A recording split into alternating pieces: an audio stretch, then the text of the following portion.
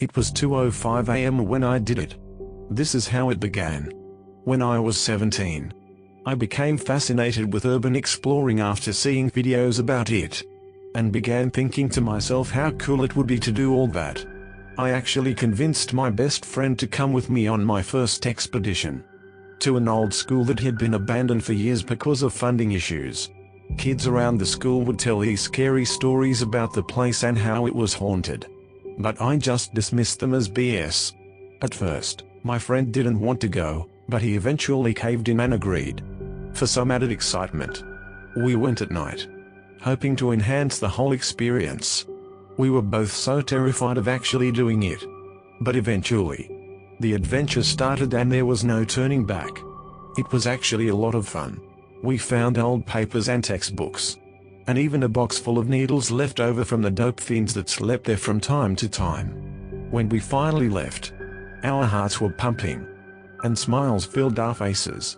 That adrenaline rush from being in an old, supposedly haunted building, with remnants of the past still there, and the eerie beautifulness of the building's state of decay. We knew we needed more. After that night, my friend actually became obsessed with exploring old abandoned buildings, and he especially liked the ones that were supposedly haunted. Both he and I were very big skeptics when it came to the paranormal, but the thrill was still there. Exploring became our hobby.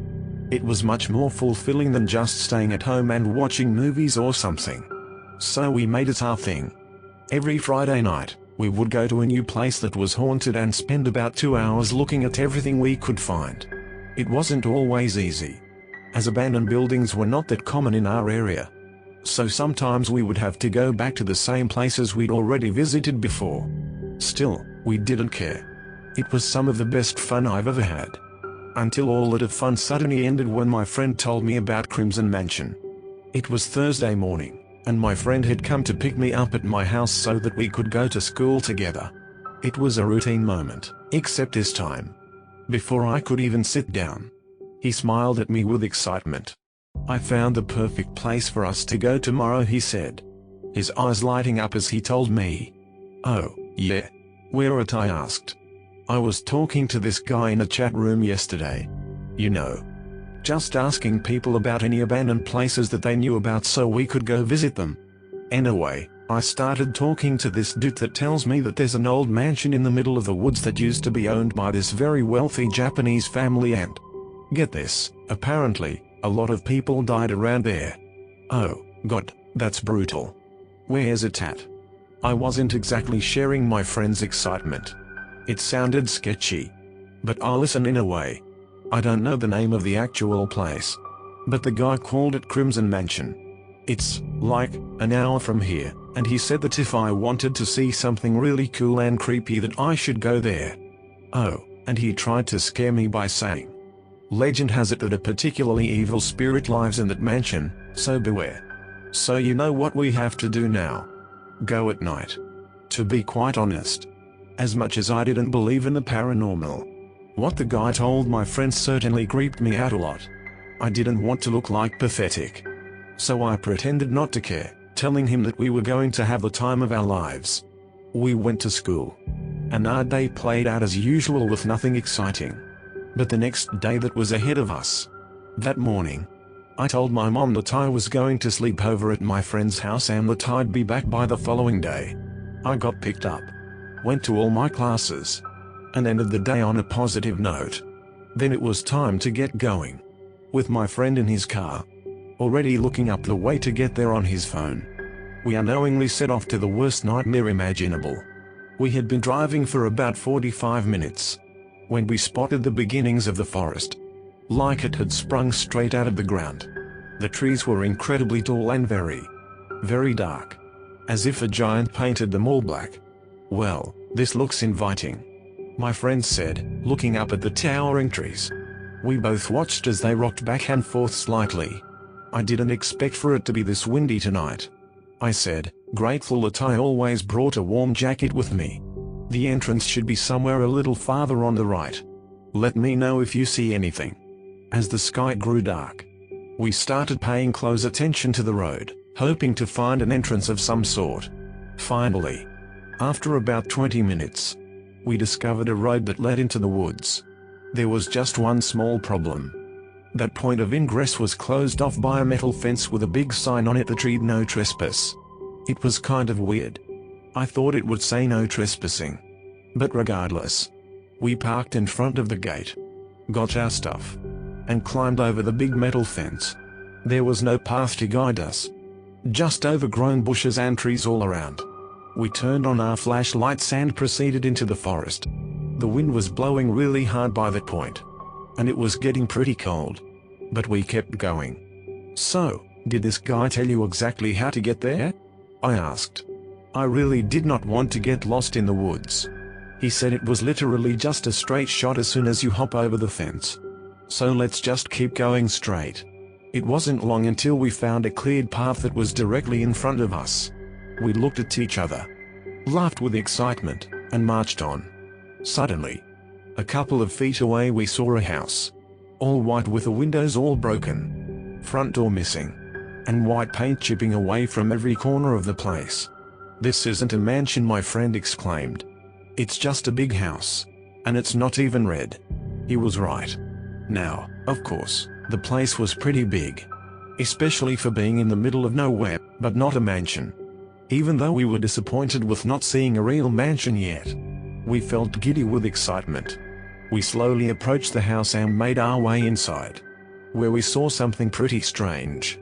The whole bottom floor was devastated, with every single doorway blocked by debris, and no way around any of it. But the staircase in the middle of it all was untouched. The steps led up to a single red door, which was also surprisingly untouched. The paint on the stairs and door looked old, but not as worn down as the one on the outside, or the inside, of the house. We looked around to see if there was any way to visit the bottom of the house, but there was just the staircase and a door to go through. With no other choice, we climbed up and opened the door. Inside was a large table pushed up against the end of the room, with candles on each side and what appeared to be a big book in the middle. The book had a red leather cover, with cobwebs all over. My friend slowly reached out and opened it. The first few pages were blank, but then there was a photograph of a girl, not more than 15 years old. The picture looked pretty old, from maybe around the 30s or something. The girl was sitting down on what looked like a tree stump, looking straight at the camera, smiling, while her head rested on her hand. She had long black hair, and a flowery dress on. She looked happy. Even the background was nice, with beautiful trees on a sunny day. "Guess it's an old family album that they left," I said to my friend. He didn't say anything and kept flipping through the pages. Each turn revealed still another image, always of the same girl. Sometimes she was at the park, or in a house, or something. But it was just her. We were almost at the end of the book when we stumbled on a completely blacked out page. "Why the hell is the page black?" my friend asked. I didn't have an answer for him, and I think we were both hesitant about turning the page again. I wish we never did. As he turned the page, we saw the girl again. Except this time, she wasn't smiling. She was standing in front of the house we were in, arms to her side, looking straight into the camera. Something about this picture was off, although I couldn't explain exactly how. My friend turned to the next page. Same girl, same spot. But this time she was smiling, with a noose around her neck. We both stared at the picture for a while, saying nothing. He turned the page. What we saw made us jump back, because the girl was now hanging. But she still had that smile on her face, looking straight into the camera. Her neck slightly elongated, with her head tilted at an impossible, almost 90-degree angle. It was horrifying. The more I looked, the more scared I became. The feeling, staring at the picture, was just absolute dread. "Come on, bro. Let's get the hell out of here," I said. Yeah, let's leave," he said, still looking at the picture. I knew he was scared, too. He closed the book and we practically ran out of the room. We got to the bottom, stepped outside and froze. We were paralyzed. I felt myself start to panic and got slightly lightheaded. Right in the middle of the path, which connected the woods to the house, was the girl hanging from the rope. Her back was facing us, but we knew it had to be her.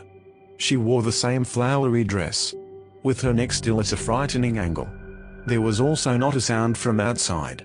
No wind, no animals, no rustling leaves, just absolute silence. All we could hear was our breaths, and the slow creaking of the rope as the girl's body swayed back and forth in the air. I looked up, but the rope wasn't attached to a tree. It just went up into the sky with nothing that could possibly be holding it. We couldn't move, couldn't comprehend what was happening. Without warning, the girl's body suddenly fell from the sky, smashing her legs in the ground below, all of the bones breaking. My friend and I both fell back as if pushed by something, our flashlights falling to the floor and illuminating the body on the ground. We stared at her mangled corpse on the floor for what felt like forever. Then, faintly enough to have nearly been missed, we heard a laugh coming from her. It was a soft, almost delicate laugh. One your girlfriend might make when you say she's beautiful. Suddenly, we heard her bones breaking again, but back into place. She was picking herself up, with her shattered legs rearranging themselves.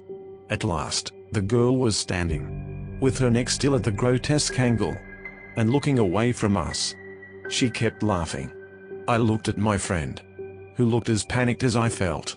I quickly looked back at the girl, as her arms starting lifting up in front of her. With her arms fully stretched in front of her, she began turning, but only her top half was moving. Her legs stayed facing forward, as she twisted around and revealed her face. The same twisted smile in the picture was exactly what we saw. Her laugh grew distorted, and at that moment, our flashlights went out. We both screamed. Only a second later, the life came back to our flashlights. The girl was gone. My friend looked at me, his eyes wide. Run. We both snatched our flashlights and ran back the same way we had come. Sweat pouring down my forehead, and my heart beating out of my chest, I ran faster than I ever had before. We kept sprinting into the night. But something wasn't right. The path we had taken hadn't been this long. As the thought occurred to me, that mocking laughter started up again, seeming to come from directly behind us. Tears welled up in my eyes, blurring my vision and making me feel like my footfalls were coming more and more slowly. Exhaustion started to set in, and I felt my limbs growing heavy. Right before I gave up, the path ended. I could see the fence. I ran through the thick bushes and branches and double-timed my way up the fence. Once on the other side, and next to my friend's car, I stopped and looked back. Nothing. Just the fence, the trees, and the darkness. And no sign of my friend. I listened to hear if maybe he was running up, but I heard nothing. I called out to him, but got no answer. Several minutes passed as I kept screaming out for him. I knew that I couldn't go home alone. I had to find him. Summing up all of my courage and trying to push my fear aside, I cleared the fence and starting running back to the house. I found it almost immediately. In full panic mode, I stood in front of the door and called for my friend. A voice answered me from inside the house. Without thinking, I ran inside and went up the stairs. Coming again to that door, I could hear someone moving. So I swung the door open, revealing the table, and the book, and the lit candles. But nothing, and nobody else. As I stepped into the room, the door slammed behind me. I whirled back and tried to open it, prying at it with my fingers. But nothing helped. Part of my mind insisted that the wind had been responsible. But my fear was coming back. And it only escalated when the book on the table flung itself open. Even from my place near the door, I could see a picture of my friend hanging in front of his house, with his head almost completely to its side. I could barely breathe. But I saw that there was a second picture behind the page. I don't know what compelled me to step forward and turn it, but I did. The last page of the book was a picture of me, hanging with my neck and face just like my friend's, hanging in front of my house. The candles went out, and I heard her laugh right behind my ear.